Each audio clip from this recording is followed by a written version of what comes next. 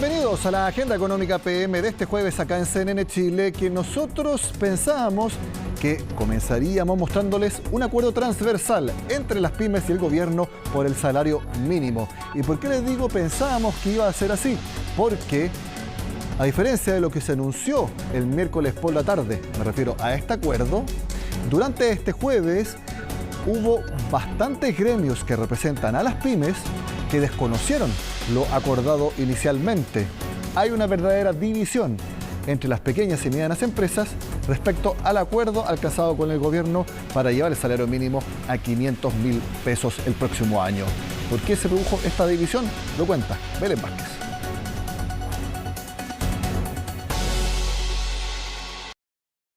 El acuerdo se alcanzó, no con todos los gremios, no de la forma ideal, pero al menos el documento está firmado. Luego de varias semanas de conversaciones, el gobierno alcanzó un punto de encuentro con empresas de menor tamaño respecto de los montos para el subsidio de sueldo mínimo y algunos otros temas que fueron incluidos en la negociación. La ayuda estatal a las pymes sería por 386.000 millones de pesos. En general, todas las organizaciones, incluso las pocas que no firmaron, tenían un acuerdo respecto al subsidio y más bien las diferencias se expresaron respecto a asuntos de la reforma tributaria. Así que creo que tenemos un acuerdo muy macizo. Fueron 13 los gremios de pymes que firmaron el texto propuesto por el Ejecutivo, permitiéndole al ministro Grau mirar el vaso medio lleno. Acá lo importante es que logramos un muy buen acuerdo desde el punto de vista numérico o de las cifras que se plantean. Es un paso de avance para las pymes chilenas. Sin embargo, no pasaron 24 horas para que ese vaso se vaciara y comenzaran a aflorar las diferencias. 65 organizaciones salieron a desmentir el documento encabezado por la cartera de Economía, aduciendo diferencias con el monto y las peticiones que habían hecho. Lo que el gobierno ofreció es una aspirina para un paciente que tiene algo mucho más serio que un dolor de cabeza. Pero es importante que el gobierno entienda de que esta alza la están pagando miles y miles de empresas que hoy día están en riesgo de subsistencia. Veamos primero el acuerdo. Extiende el beneficio del subsidio hasta abril de 2025 y establece montos diferenciados y decrecientes según año y tamaño de la empresa. Además, plantea dos fórmulas, la actual y otra en caso de un empeoramiento del escenario económico. Por ejemplo, en la actual, las microempresas recibirán 90.500 pesos por trabajador durante 2023, las pequeñas 61.500 y las medianas 32.000. Pero si ocurre uno de los siguientes escenarios, el monto asciende, que haya una recesión técnica con PIB desestacionalizado o cuando el número de asalariados con cotización pagada por el empleador sea inferior a 34,5%. En esos casos, por ejemplo, en 2024 las micro recibirían 89.500 pesos por trabajador, las pequeñas 56.500 y las medianas 32.500 pesos. Hemos optado por ser responsables y serios con cerca de 386.000 millones que este acuerdo pone sobre la mesa para un subsidio. Ahora bien, ¿qué dicen los otros gremios que no adhieren al acuerdo? Principalmente que los montos acordados son insuficientes, teniendo en cuenta la situación económica por la que atraviesan algunas pymes pospandemia y también que el gobierno no habría acogido la petición de dejar permanente el impuesto de primera categoría en 10%. Así como tenemos un aumento parcializado del sueldo mínimo, en la misma proporción va bajando el aporte por parte del Estado. Nosotros le hacemos un llamado a que sea el ministro de Hacienda que se siente en la mesa a conversar. El problema está en que este acuerdo se va a incluir como indicación en el proyecto de salario mínimo y mantener el impuesto en 10% requiere una modificación tributaria que va por un camino legislativo diferente. La reforma tributaria tiene un curso que es distinto. Un curso que en buena medida se vio afectado, por supuesto, por el rechazo en la Cámara de Diputados, que estas mismas organizaciones abogaron. No es el proyecto del ingreso mínimo el lugar donde legislar sobre materias tributarias de carácter permanente, y creo que tenemos que ser serios en esto. División entre los gremios de pyme que por ahora no altera el cronograma legislativo del sueldo mínimo. El lunes se retoma la discusión en la Comisión de Trabajo de la Cámara, donde el proyecto está con discusión inmediata. Para que cualquier alza en el salario sea beneficiosa para las personas, tiene que subir más que la inflación, algo que, como hemos visto, no ha pasado en Chile en prácticamente 2 años. Bueno, el Banco Central publicó este jueves la primera encuesta de determinantes y expectativas de precios. En simple, le pregunta a las empresas cómo ven la inflación en 1 año y en 2 años en adelante. Estos son los resultados. En enero, cuando se hizo la primera encuesta, se publicó ahora, pero se lo hizo en enero, las empresas veían que a 1 año subiría 7% los precios de enero a enero. La misma pregunta en febrero y decían lo mismo, 7% en adelante. Y ahora también en marzo se les preguntó y todos dicen lo mismo, 7%. Podríamos decir entonces que en adelante, en un año, esa va a ser la inflación. Y luego le preguntan qué pasa en los siguientes 12 meses, es decir, del mes 13 al mes 24, en 2 años más. Baja un poco la expectativa, pero por encima de lo que espera el Banco Central. 5% es la inflación a 2 años que esperan las empresas de nuestro país.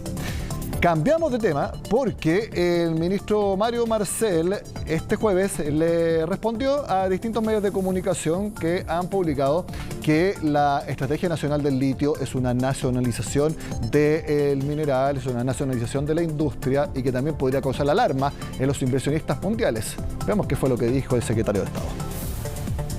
Creo que a esta altura deberíamos tener bastante claro que el litio es propiedad exclusiva del Estado. Se ha incorporado al sector privado a través de contratos de arriendo. La Política Nacional del Litio lo que hace es agregar otra modalidad. Esa modalidad de joint ventures es el mecanismo, es la modalidad más común de explotación de recursos naturales no renovables en el mundo. Se aplica en distintos minerales, se aplica para el petróleo, no es algo particularmente novedoso. Creo que más allá, ¿cierto?, de lo que un medio pueda plantear, opinar, que es totalmente legítimo, acá lo más importante es ver cuál está siendo ya y cuál va a seguir siendo la respuesta de potenciales inversionistas privados a esta alternativa. Y creemos que en ese sentido esa respuesta ha sido bastante positiva. Antes de hacer la pausa, les cuento que la industria automotora sigue su proceso de fuerte ajuste y un verdadero sinceramiento de la capacidad de gasto en nuestro país.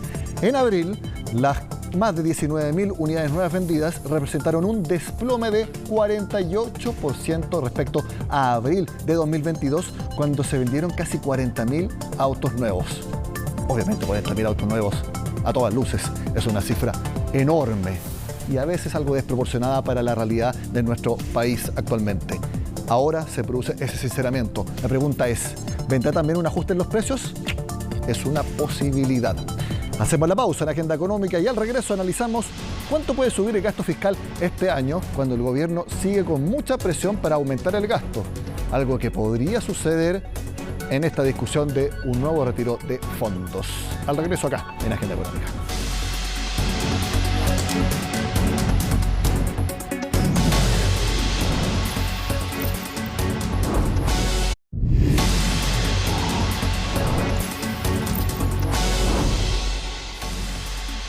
¿Cuánto puede subir el gasto fiscal este año? Es una pregunta que nos hacemos acá en Agenda Económica por algo muy simple. Ya está instalada la discusión de un nuevo retiro de fondos y eso subirá la presión para que el gobierno liderado por Gabriel Boric entregue más ayudas económicas. Conversamos al respecto con la miembro del Consejo Fiscal Autónomo. Hablamos de la consejera Paula Benavides, a quien vemos en pantalla. Paula, gracias por estar en Agenda Económica. Muchas gracias por la invitación. Paula, esta no es solamente una pregunta que queremos ligar al sexto retiro de fondos porque queramos, sino que incluso ustedes en la última ida que tuvo el Consejo al Congreso, creo que es el tercer factor de riesgo para el cumplimiento de las metas fiscales, precisamente un nuevo retiro de fondos. Efectivamente, Nicolás, en el informe que presentamos recientemente en el Congreso, nosotros identificamos algunos factores de riesgo para la senda de convergencia que estamos teniendo en política fiscal y uno de ellos es el de los retiros. Y en este sentido, creo que como marco general es bueno recordar que para este año en curso, el 2023, el marco de gasto del gobierno central fue aprobado en la ley de presupuestos consistente con una meta de balance estructural y que es parte de una senda de convergencia.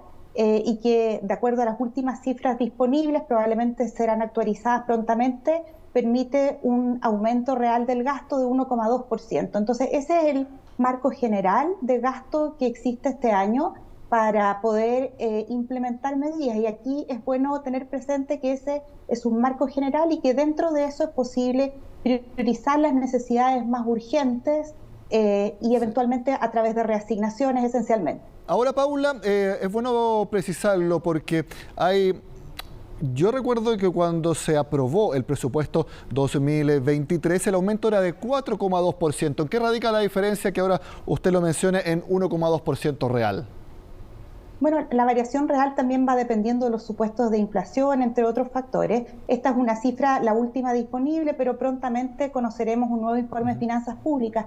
Pero más allá de la cifra puntual, el énfasis lo quiero poner en que existe este marco global de gasto que se define en la ley de presupuesto y que por lo tanto las medidas que se implementen tienen que realizarse dentro de ese marco. Y eso es muy distinto de los retiros de fondos de pensiones, que sabemos que tienen impactos bastante complejos, que generan presiones de demanda agregada, que pueden acentuar además los desequilibrios macroeconómicos que hemos tenido recientemente con una elevada inflación, déficit en cuenta corriente y que en último término dificultan el rol estabilizador que tiene la política fiscal para poder contribuir a corregir estos desequilibrios. En concreto, el peligro para que no se cumplan las metas fiscales con los retiros es porque el gobierno se vería presionado a entregar ya sea IFES generales o IFES localizados, que ya sabemos cuánto erario fiscal importan. ¿Ese es el peligro que ustedes ven o lo ven de otro tipo? El principal riesgo que nosotros vemos es que se avance con retiro, ¿cierto? Y que esto pueda acentuar los desequilibrios macroeconómicos que hemos tenido y que están en una fase de ajuste, y eso en último término dificulta el rol que tiene estabilizador la política fiscal, ya que para volver a corregir los desequilibrios, la política fiscal en vez de poder contribuir tiene que contraerse. Es muy importante eso, ya que durante 2022 cayó bastante el gasto fiscal, en torno a 23%. Y quiero preguntarle, Paula, respecto a los últimos números. Hemos sabido cómo ha caído la producción minera, especialmente de Cochilco, y el aporte de los excedentes al Estado. También hay otras mineras que han bajado su producción, no todas, pero algunas muy importantes como Anglo American. ¿Y por qué lo digo? Porque el impuesto a la renta superó al IVA como agente recaudador durante 2022, especialmente por la minería. También aporta mucho el litio, pero quiero preguntarle, el hecho de que haya una menor producción minera y en los niveles que estamos viendo, ¿puede impactar en las proyecciones de recaudación que se han hecho y que se han servido como supuestos para el gasto fiscal? Bueno, aquí quizás lo primero es recordar que la política fiscal seguía por el balance estructural en el corto y mediano plazo, ¿no?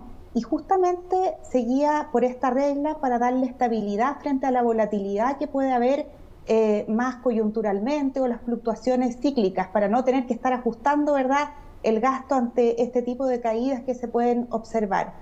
¿Qué es lo que ocurre ahora entonces en términos prácticos? Si hay una caída en la producción o en las utilidades, ¿verdad?, en el sector de la minería, esto tiene un impacto en el déficit efectivo, también en la deuda pública.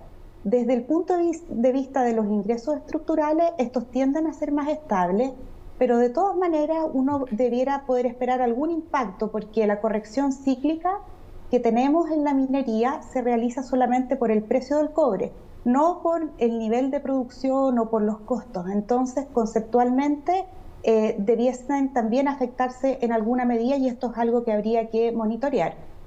El hecho que Cochilco ahora estime que el precio del cobre promedio para este año será 3,90 centavos la libra en vez de 3,85 como se estimaba anteriormente, ¿mueve en algo la aguja quizás para contrarrestar esa menor producción minera?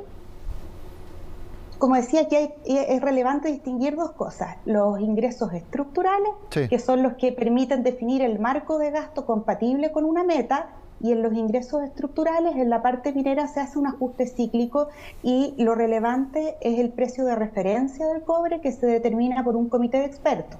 Ahora, distinto es el efecto en los ingresos efectivos, que sí dependen de los precios efectivos que ocurran.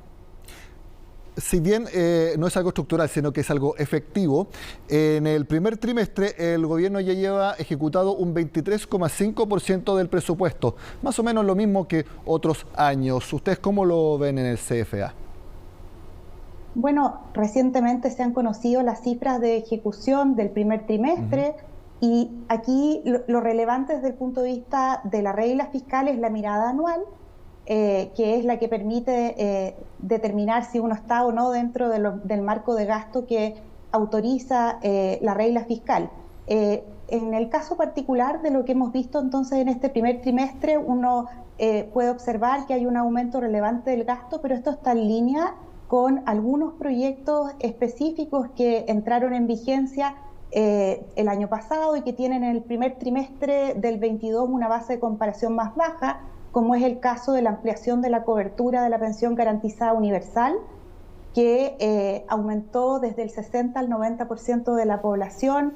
Desde agosto ese aumento de cobertura y por lo tanto eso ya se está viendo ahora durante este año, pero no estaba presente a inicios del año pasado. Y por el lado de los ingresos, bueno, estos siguen una tendencia relacionada con el proceso de ajuste que ha estado enfrentando nuestra economía. En este sentido está en línea con las proyecciones más generales que se tienen. Exacto, porque uno cree que si hay un ajuste por el lado de la demanda, hay menos consumo, menos pago de IVA y por lo tanto menos ingresos fiscales.